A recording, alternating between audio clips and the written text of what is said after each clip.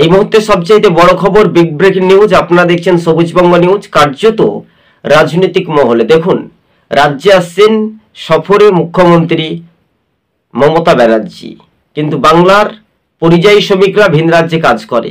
বাংলার পরিযায়ী শ্রমিক দেখে বলবো, আপনাদের পরিবারকে বলবো, আপনাদের রুটি রোজগারের জন্য আপনারা ভিন রাজ্যে কাজ করতে চান, আপনারা তার এলাকার বিধায়ককে জিজ্ঞাসা করুন। কর্মসংস্থান নেই, বেকারের কাজ নেই, কিন্তু আপনারা বুঝতেই পারছেন যে তৃণমূল দলটা বেশি দিন টিকতে পারবে না। কেন টিকতে পারবে না? সেই দলটা থাকবে না, তাই ঘরের ছেলে ঘরেই ফিরবে, কংগ্রেসে যোগ দেবে। লাইন ধরে একেবারে আমার কথাটা মিলিয়ে নেবেন, একের পর এক ভোটার অধীর চৌধুরীর সঙ্গে যোগাযোগ রাখছে, কংগ্রেসে যোগ দেবে বলে, এমনটাই সূত্র মারফত খবর।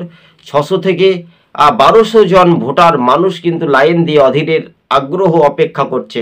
সবুজবঙ্গ নিউজ চ্যানেলটি ভালো লাগলে শেয়ার করে পাশে থাকবেন। আজকে ছিল আমাদের এই পর্যন্ত প্রতিবেদন। ধন্যবাদ দর্শক।